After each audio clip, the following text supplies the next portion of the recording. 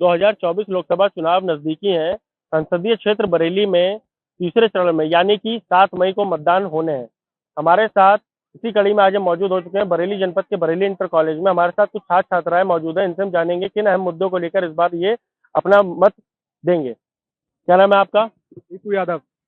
किन मुद्दों को लेकर इस बार आप अपना बहुमूल्य वोट प्रदान करें? देखिए 2024 के इलेक्शन में सबसे बड़ा मुद्दा जो रहेगा वो बेरोजगारी का। हम ऐसी सरकार चुनेंगे जो रोजगार दे। रोजगार दे। बिल्कुल। जैसे कि क्या अभी जो मौजूदा बीजेपी के लोग हैं, क्या इस सरकार में आपको रोजगार नहीं मिल रहा है? नहीं, रोजगार मिल रहा है। कुछ सुविधाएं जो हैं योगी जी सरकार में, कुछ फैसले अच्छे हुए हैं, लेकिन उन फैसलों से जनता इतना खुश नहीं दिख रही है। देखो सबसे बड़ा जो मुद्दा है ना, ये धार्मिक मुद्दा है। हिंदू मुस्लिम को आपस में बांटना, ये इससे कोई रोजगार तो नहीं मिलेगा भाई। युवा को क्या चाहिए? रोजगार। बीएड बीटीसी एमएड करा हुआ युवा जो घूम रहा है इधर उधर, उसे क्या चाहिए? नौकरियां।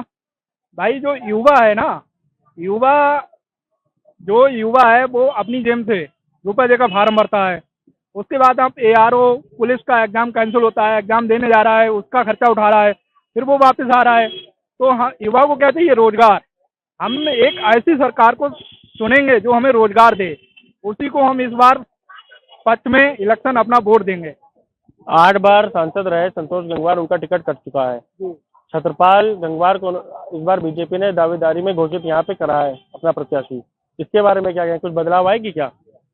हाँ, बदलाव आ सकता है, लेकिन इस बार जो बरेली की जो जनता है ना, वो बीजेपी को सपोर्ट करेगी। 50-50% आप मान लो। अभी कुछ कह नहीं सकते हैं, वो तो टाइम ही बताएगा कि किसकी तरफ कौन से पक्ष में जाएगा। हमारे साथ कुछ अन्य व्यक्ति यहाँ पे मौजूद है, छात्र मौजूद है, इनसे हम जानेंगे कि ये किन मुद्दों पर इस बार चुनाव अपना मतदान करेंगे। क्या नाम है आपका? मेरा नाम पंकज है। क्या लगता है इस बार आप किसकी तरफ ज्यादा रुझान है जनता का? जैसे आप युवा पीढ़ी हो, छात्र हो, पढ़ाई कर रहे हो, आप अपने मित्रगणों से जानकारी लेते होगे या पता करते होगे, चुनावी बातें होती होंगी, तो किस तरफ रुझान जा रहा है इस बार बरेली की जनता का? बरेली की जनता का इस बार प्रवीण सिंह ऐरन की तरफ पूरा झुकाव है और प्रवीण सिंह ऐरन यहाँ भारी मतों से जीतेंगे। तो ऐसा क्यों लगता है आपको? ऐसा इसी लगता है क्योंकि देखो 8 बार संतोष जी यहाँ सांसद रहे और विकास का कार्य आप देख ही रहे हो, कोई बरेली में विकास कार्य हुआ नहीं है। जो भी काम हुआ है नगर निगम की तरफ से हुआ है। जो 100 स्मार्ट सिटी बनी थी, उस स्मार्ट सिटी में बरेली का चयन हुआ था, वही विकास हुआ है बरेली में सांसद जी की तरफ से।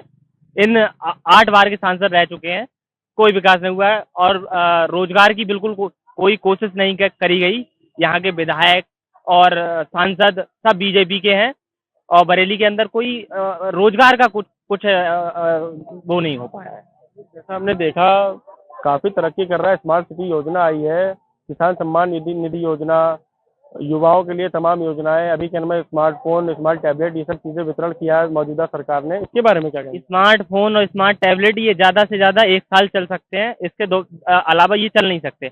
हमें स्मार्टफोन नहीं चाहिए, हमें रोजगार चाहिए, हमें चाहिए नौकरी जो जीवन भर हमारे काम आ सके। हम स्मार्टफोन आज ले लें, अभी 1 साल बाद खराब हो जाएगा, उसके बाद स्मार्टफोन से जिंदगी थोड़ा चल जाएगी? ये बताइए आप, उससे जिंदगी नहीं चल रही है स्मार्टफोन से। क्या लगता है किन मुद्दों को लेकर इस बार आप अपना बहुमूल्य वोट देंगे? इन भाई बेरोजगारी है, आप देख रहे हैं चरम सीमा पे इस समय बेरोजगारी है। अगर छात्र के पेपर होता है तो पेपर तक लीक हो जाते हैं। इस सरकार में लगभग 11 पेपर हो चुके हैं और 11 के 11 पेपर नीचे हाई स्कूल तक का पेपर लीक हो रहा है भाजपा सरकार में। तो हम जो छात्र हैं, हम छात्रों के मुद्दे पे बात करते हैं। इस समय छात्र बहुत परेशान है, पढ़ाई कर रहा है, खर्चा होता है उसका, उसके बाद एग्जाम देता है, एग्जाम का पेपर लीक हो जाता है, एग्जाम में छात्र परेशान है, रोजगार मिल नहीं रहा है। तो इस बार छात्र बदलाव करेंगे। मतलब इस बार के में कुछ बदलाव होगी, मतलब आपके युवा पीढ़ी जो है, छात्र छात्राएं जितने भी हैं, तो बदलाव कर। हमारे साथ अन्य और भी लोग मौजूद हैं, ये हम इनसे भी जानने का प्रयास करेंगे किन अहम मुद्दों को लेकर इस बार ये अपना वोट देंगे। सबसे बड़ा जो मुद्दा ये बता रहे हैं ना कि पेपर लीक का, पेपर लीक तो अखिलेश यादव की सरकार में भी हुए हैं। इस सरकार में पेपर लीक एक नहीं, हर पेपर लीक करा रहे हैं। आप बताओ, इतने पेपर हर ये वैकेंसी 4 साल बाद आई है, ठीक है, 4 साल बाद भी आपने वो पेपर भी लीक करा दिया। पेपर आप कम से कम वैकेंसी तो दीजिए, पेपर लीक हो रहे हैं कोई बात नहीं, लगातार पेपर लीक हो रहे हैं आपके। कोई वैकेंसियां दी जा रही हैं, टीचर में भी वैकेंसियां 2019 में निकली थी, एआरओ में भी पुलिस की फिर से दोबारा से वैकेंसियां आएंगी। जून में फिर एग्जाम है, यूपी पुलिस का भी एग्जाम है। और ये कार्य योजना की बात कर रहे हैं, योगी जी ने महिलाओं के लिए मिशन शक्ति कार्यक्रम चलाया, किसान सम्मान समृद्धि आयोग का गठन किया। तो आप जो योजनाएं गिना रहे हैं, ये योजनाएं आज से पहले हर सरकार चलाती थी। 2017 में जब 12 से 17 तक अखिलेश यादव की सरकार थी, तब भी वुमेन हेल्पलाइन नंबर वो जो सुरक्षा के लिए 1090 वो अखिलेश यादव ने चलाया था इससे पहले, आपको पता होगा। तभी आपके पास हम फिर लौटेंगे। जरा हमारे साथ और भी लोग मौजूद हैं, तो को लेकर इस बार आप बहुमूल्य वोट अपना प्रदान करेंगे। देखिए, मुद्दे तो ऐसे आज के टाइम पे बहुत सारे हैं। हम लोग सबसे पहले देख रहे हैं कि सोसाइटी हमारी जो डिवाइड होती चली जा रही है हिंदू और मुस्लिम के बीच में। तो सबसे पहला मुद्दा तो यही कि जो हम लोग युवा लोग हैं सब बेरोजगार घूम रहे हैं। कोई भी पेपर होता है लीक सबसे पहले हो जाता है। तो क्या ऐसे में क्या उम्मीद रखेंगे सरकार से? और आज मतलब मुख्य मुद्दा जो इस बार रहेगा वो सिर्फ रोजगार को लेकर रहेगा।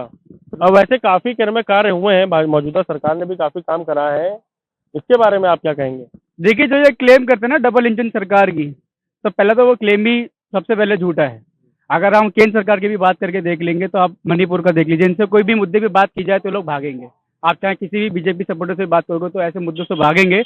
उनके पास खाली एक ही मुद्दा है, राम मंदिर, जय श्री राम, बस। मैं भैया अभी थोड़ी देर पहले भाई का बात सुन रहा था, तो हमारे भाई बेरोजगारी और उसके लिए बोल रहे थे। अब इनने तुरंत पैटर्न चेंज करके अब जो उससे भाजपा की नीतियां गिनाने लगे। अभी थोड़ी देर पहले भाई भाजपा के लिए बोल रहे थे कि राम मंदिर पे धर्म के नाम पे राजनीति करते हैं, और बोल रहे थे कि बेरोजगारी है। तो मैं भाई से पूछना चाहता हूँ, आप भी अखिल भारतीय विद्यार्थी परिषद के एक पदाधिकारी हैं, और आप उसके बारे में क्यों गलत बोल रहे हैं? आप तो सत्ता के आदमी है, आप सच्चाई बोलिए ना, सच्चाई बोलिए। आपने तो सच्चाई बोली, आप उसमें क्यों बहका रहे हैं? और सम्मान नहीं दिख रही बात रही। क्या कहना है आपका इस विषय पे? देखिए, इन्हें सब मालूम है विपक्ष का मुद्दा है कि ये धार्मिक मुद्दों को पकड़ेंगे। विपक्ष के पास कोई ऑप्शन तो बता नहीं है। वो क्या, उन्हें तो पलटवार चाहिए। विपक्ष को क्या चाहिए? पलटवार।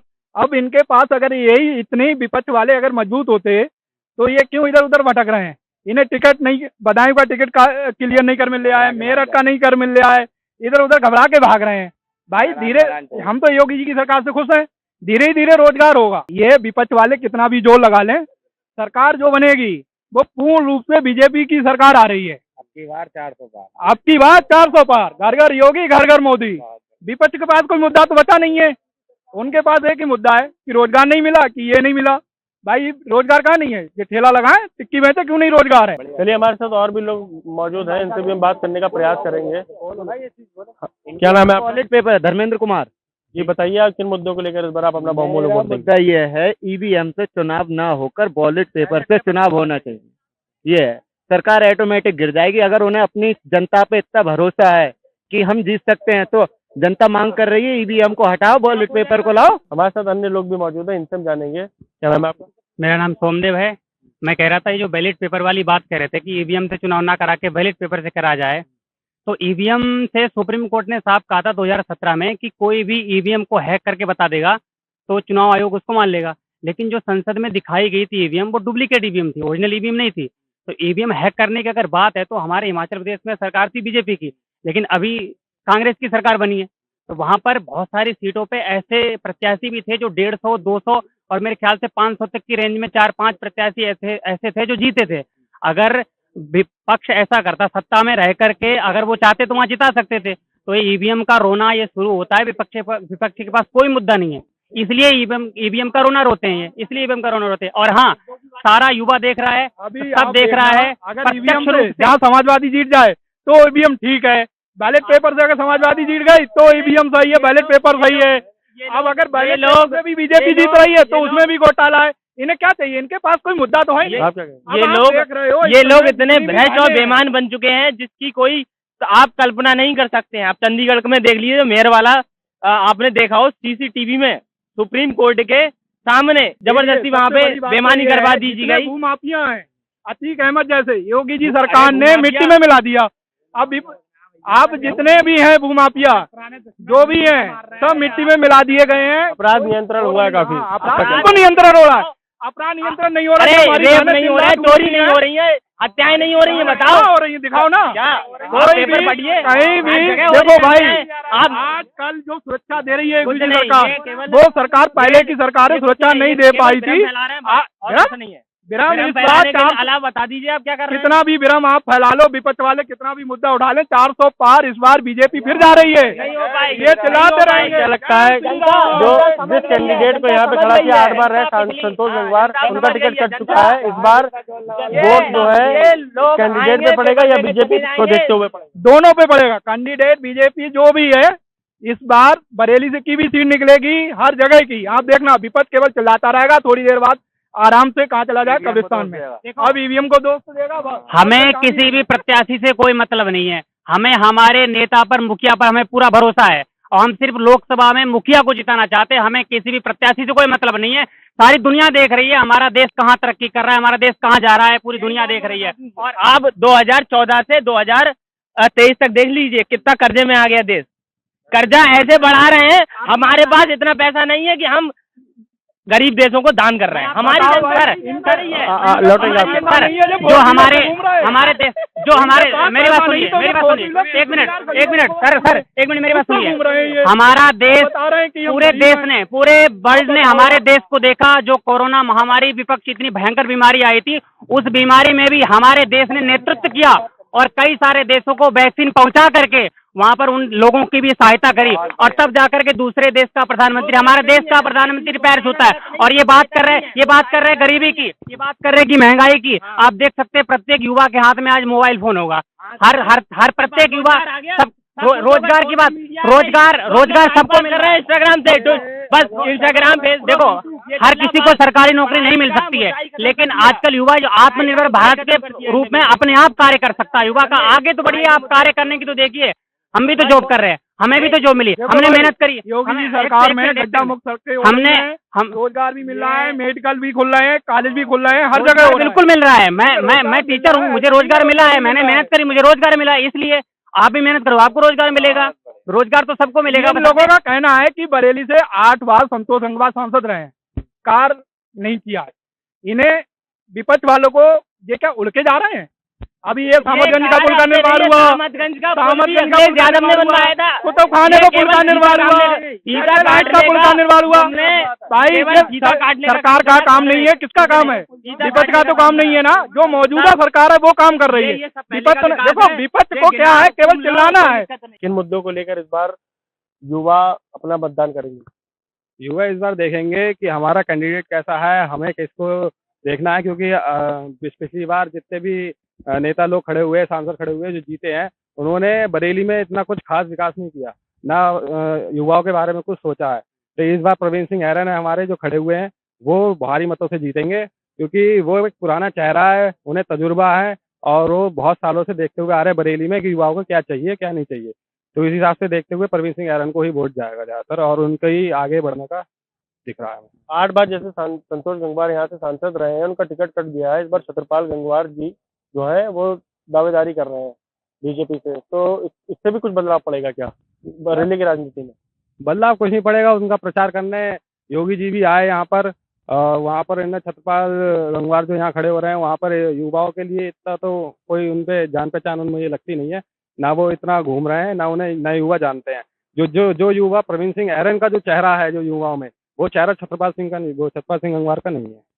इसलिए वो जो जान रहे हैं युवा यहाँ पर, वो प्रवीण सिंह ऐरन को जान रहे हैं और पुराना चेहरा है वो, और उन्होंने काम कराया है यहाँ पर, पहले भी रह चुके हैं और आगे वाले समय पे भी जो चुनाव हो रहे हैं तो वही जीतेंगे। किन मुद्दों को लेकर इस बार आप अपना बहुमूल्य वोट देंगे? यही है भैया, देखो नौकरी वगैरह कहाँ मिल रही है?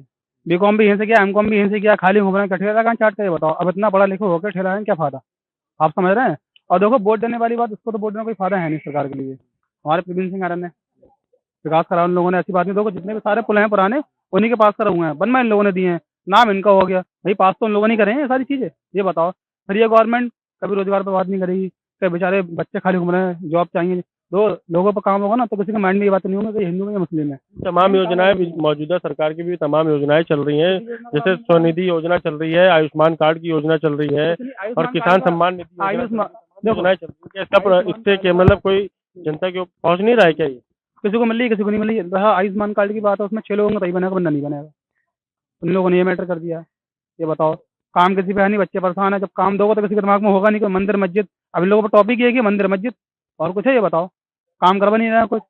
बस फालतू की ये सारी बातें करते रहते हैं, जो है काम धाम देंगे बच्चों को तो बच्चे मतलब आपका कहने का मतलब है कि इस बार कुछ बदलाव यहाँ की जनता देखो, करेगी। हर किसी को मौका मिलना चाहिए कार्य में। अब 8 बार तुमने कंटिन्यू उन्हें बना दिया, क्या फायदा? तो वो कुछ लोगों को मौका मिलना चाहिए, तो वो हर चेंज करना चाहिए कि भाई सामने वाला बंदा भी कैसा है। अब तुम स्टार्टिंग सही था, 8 बार बना दिया, बताओ। किन मुद्दों पर इस बार आप अपना बहुमूल्य वोट देंगे? देखिए, मैं बदायूं लोकसभा से आता हूँ। इस समय हमारे यहाँ मौजूदा सांसद बीजेपी की हैं, संघमित्रा मौर्य। संघमित्रा मौर्य ने सांसद बनने के बाद 5 साल तक कभी जनता का मुंह नहीं देखा, कभी किसी के दुख सुख में साथी नहीं हुई वो। और मैं ये बीजेपी वालों से पूछना चाहता हूँ कि वो कहते हैं कि डबल इंजन की सरकार, अगर ये आपकी डबल इंजन की सरकार है तो जो विकास कार्य अभी तक रुके पड़े हैं, माननीय धर्मेंद्र यादव सांसद जी हमारे यहाँ 2009 में मोदी लहर में सांसद चुन के गए। उसके बाद 2014 में सांसद चुन के गए। उन्होंने बदायूं के लिए गवर्नमेंट हॉस्पिटल दिया, लेकिन जब वो सांसद का चुनाव हार गए तो वो जो कार्य रुके हुए हैं अभी तक जो पूरे नहीं हो पाए हैं, संघमित्रा मौर्य ऐसे सांसद होते हुए भी उन कार्य को पूरा नहीं कर पाई हैं। देखिए, इस बार जो युवा है, नौजवान है, हम बुजुर्ग की बात करें तो इस सरकार से बहुत ही बुरी दशा से गुजर रहे हैं। लोगों को कुछ नहीं, रोजगार के नाम पे जो भी पेपर होता है, चाहे आप कोई भी पेपर ले लो, रातों रात में लीक हो जाता है, अगले दिन रद्द कर दिया जाता है। फिर युवा बेचारे भटकते रहते हैं, 5 साल तक कोर्ट में भर्ती चली जाती है। चाहे मुद्दा ले लो आप 2018 की ग्राम विकास अधिकारी का, अभी तक उसका 2024 चल रही है, अभी तक उसका कोई भी निष्कर्ष निकल के नहीं आया है। आप बात ले लो 68,500 की, उसमें भी तमाम शिक्षक जो बेचारे इतनी मेहनत करने के बावजूद TET CTET super TET qualify है, वो बेरोजगार घूम रहे हैं। बताइए, ये कहते हैं कि सबका साथ सबका विकास हो रहा है। मैं पूछना चाहता हूँ योगी जी और मोदी जी से, क्या ये सबका साथ सबका विकास हो रहा है? नहीं, रोजगार के अलावा जैसे अभी अगर बात करी जाए सड़क की या तमाम योजनाओं की, तो मौजूदा सरकार ने तमाम योजनाएं निकाली, कि उसका लाभ नहीं मिल रहा है आम जनता को। बताइए, अब मैं आपसे पूछना चाहूंगा, कौन सी सरकार निकाली, कौन सा हाईवे बनाया इन्होंने, आप ही बताइए। खाने का पुल, यहाँ से लखनऊ के ये रोड, सब समाजवादी सरकार के ही अंतर्गत ये सारे काम पास कर दिए गए थे। इन्होंने खाली ये काम किया है कि इन्होंने नाम बदल दिए हैं। बताइए, अलीगढ़ का नाम, अरे मैं पूछना चाहता हूँ बीजेपी सरकार से, तुम इतना पैसा नाम बदलने में लगा रहे हो, इतना पैसा आप बच्चों को रोजगार दो, नौकरियां दो। कोई अभी ये राम मंदिर का मुद्दा, मैं मानता हूँ सब सब व्यक्तियों के अपने अपने धर्म है, मैं धर्म का विरोध नहीं करता हूँ। हम भी राम मंदिर में जाएंगे, हम भी घूमने जाएंगे, लेकिन मैं ये बीजेपी वालों से पूछना चाहता हूँ कि अगर राम मंदिर की जगह ये कोई फैक्ट्री का उद्घाटन कर देते तो कितने लोगों को रोजगार मिलता है, कितने बच्चों को रोजगार होते। मुद्दे साफ सब धरे के धरे रह जाएंगे। बीजेपी की एक ही नीति चल रही है कि पब्लिक को गुमराह करो, भटकाओ और राज करो। ये बताइए, सिलेंडर के 300 रुपये इस समय कम हो गए, तो इलेक्शन के टाइम में 300 रुपये कहाँ से कम हो गए? अगर मतलब उसमें गुंजाइश ही नहीं थी सिलेंडर में कम होने की, अब 300 रुपये कैसे कम हो गए? तो थैली रिफाइंड की 210 रुपए की और 20 रुपए की 25 रुपए की बिक रही थी, वो आज 100 रुपए की 105 रुपए की बिक रही है।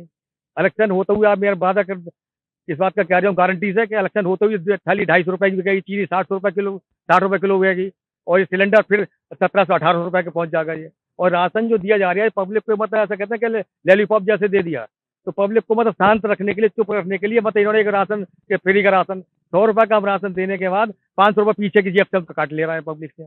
पब्लिक इस बात को समझ ही नहीं पा रही है। पर ये मुद्दा सबसे बड़ा क्या है कि हिंदू मुसलमान करते रहो और राज करते रहो। तो अपराध नियंत्रण तो काफी हद तक हुआ है, जिस तरीके से बरेली में, जैसे मैं कहूँगा आपके लिए, कल तक वो माफिया है, गुंडा है, लुच्चा है, बेईमान है, सब कुछ है वो, और उसे ईडी भी सिंगा कस रही है, और मतलब बदमाशों भी उसका पुलिस से भी करा जा रही है उसके लिए। यदि बीजेपी में शामिल हो जाता है वो सबसे ज्यादा शरीफ और सज्जन और व्यक्ति, अच्छा व्यक्ति हो जाता है वो, जो जरा सा आवाज उठा रही है उसके बाद ईडी पीछे लग जा रही है उसकी।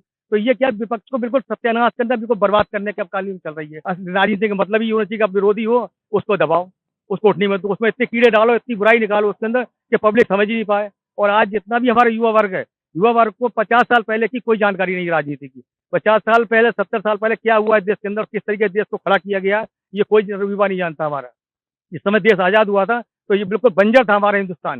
हिंदुस्तान में खाने के लिए अन्न नहीं था पैदा, और समझिए अमेरिका से आ रही है, वहां से आ रहा है, यहाँ से आ रहा है, किस तरीके से उन लोगों ने उठा के देश को आज स्टैंड किया है। तो उस पर अगर पकी पकाई में कोई आकर बैठ जाता और कहता मैं खीर बांट जाऊँ, तो ये कोई मतलब बड़ी बात नहीं है। मोदी का बस एक ही है कि बस पैसा लूटो, पैसा लूटो, पैसा कमाओ और पैसा इधर उधर बांटो। तो ये सब क्या है, एक राजनीति है और मुद्दा कुछ नहीं है। मुद्दे सब 400 के पार हमारी सीट है, तब कैसे कह सकते हैं कि हमारे साथ 100 नंबर आएंगे, 400 पार चली जाएगी हमारी? क्या 3 लोग, आप मेरा बुरा बात न मानना, आज मीडिया से संबंधित है। एक मीडिया और एक प्रशासन और एक राजनीतिक, इन 3 लोगों का गठजोड़ हो गया है। ना तू क्या मेरी, ना मैं कहूँ तेरी, और तू भी बल्ले बल्ले कर, मैं भी बल्ले कर, समझ ये लेते रहो। देखो, विपक्ष के पास अब क्या बता है, केवल मुद्दा। उन्हें केवल क्या चाहिए, बार चाहिए। उनके पास ना तो कोई ऐसा कैंडिडेट है, ना कोई ऐसा उनका कैंडिडेट ऐसा है जिसे वो मुख्यमंत्री का दावेदार बना सकें। ये लोकसभा चुनाव है, मुख्यमंत्री से मतलब नहीं, ये लोकसभा प्रधानमंत्री का दावेदार बना सकें। देखो, बीजेपी ने जो कार्य किए हैं ना, वो सबको दिखाई दे रहे हैं। देखिए, मेरा सबसे पहले एक इन्होंने कहा था कि राम मंदिर की जगह किसी फैक्ट्री का निर्माण करा देते तो हो सकता था कि बहुतों को रोजगार मिल जाता। देखो, फैक्ट्री का निर्माण अपनी जगह है, लेकिन एक आस्था का निर्माण अपनी जगह है। ठीक है, भगवान सबके अंदर है, सबको पता है, लेकिन आस्था एक हमारी वहां ले जाती है। हमें कहा था किसी ने कि भगवान हर जगह मौजूद है, जैसे हवा हर जगह मौजूद है, लेकिन गाड़ी को चलने के लिए हवा को एक निश्चित स्थान में टायर में जाना पड़ता है, तभी गाड़ी आगे चलती है।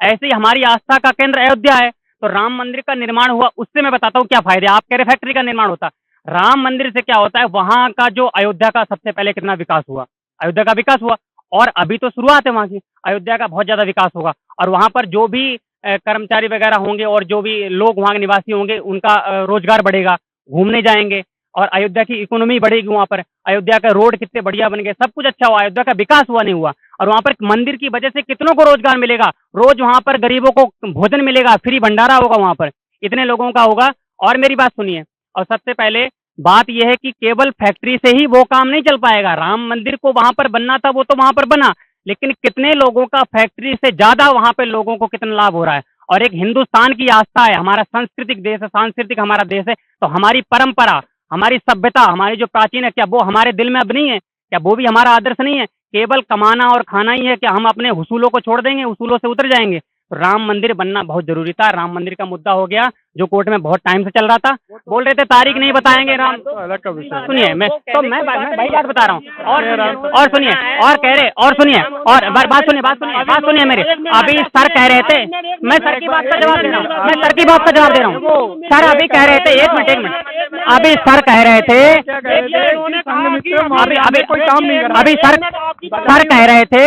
अभी सर कह रहे थे कि भ्रष्टाचार बहुत बढ़ गया है, मोदी जो है देश को लूट रहा है, यही कह रहे थे ना। मैं कहना चाहूंगा, कांग्रेस की सरकार में 2G स्कैम हुआ, ठीक है, कोयला स्कैम हुआ, कॉमनवेल्थ स्कैम हुआ, क्या ये जो घोटाले हुए ये सब कांग्रेस की सरकार में नहीं हुए? और अरे बात क्यों नहीं है? आप मुख्यमंत्री योगी आदित्यनाथ के ऊपर आप एक भी घोटाले को अभी इन्होंने जो मुद्दा उठाया राम मंदिर का, इन्होंने कहा कि राम मंदिर से हमारी अर्थव्यवस्था उठने वाली है। क्या क्या बताओ, उससे कौन सा रोजगार उत्पन्न हो रहा है? रोजगार, अरे क्यों नहीं होगा? क्या भंडारे का है? क्या चलो ठीक है, मैं अपने यहाँ की जनता लेके चलता हूँ। क्या आप एक दिन खिला सकते हो, 2 दिन, लेकिन 365 दिन आप उनको नहीं खिला सकते। तो सिर्फ खाने के लिए पैदा नहीं हुए, कार्य करना पड़ेगा। ले जाकर आपने अभी कहा था कि वहाँ भंडारे चलते हैं। मैं आपकी बात का, भंडारे का मतलब ये नहीं होता है घर वालों को ले जाके वापस आ लो, भंडारे वहाँ नहीं मिलेंगे, भगा दिए जाओगे। भंडारा का सुनो, हाँ मैं बता रहा हूँ, भंडारे के बाद इसलिए कही ना, अरे मेरी बात तो सुनिए पहले, मुझे बात सुनो। इन्होंने अभी कहा कि उससे हमारे देश की अर्थव्यवस्था सुधरने वाली है। उससे कौन सी अर्थव्यवस्था सुनने वाली है?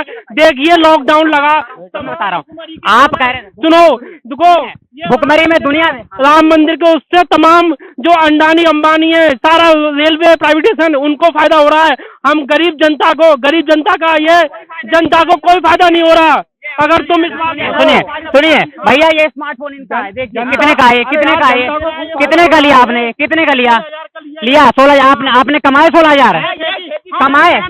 हम किसान आदमी है, ठीक है, ये बताओ। सुनो, अगर किसान आदमी नहीं हो इस देश में, किसान तो होते, किसान के लिए कौन मना कर रहा है? किसान, हम भी किसान हैं। ये मोदी जी कह के आए थे कि किसानों की आय दुगनी कर देंगे। बताइए क्या दुगनी कर दी? गन्ने का मूल्य नहीं मिल पाता, गन्ने का बढ़ गया, गेहूं का मूल्य बढ़ गया, 2000 गन्ने का मूल्य नहीं बढ़ा है। कह रहे थे अखिलेश के करे हुए पे मोदी सरकार फीते काट रही है।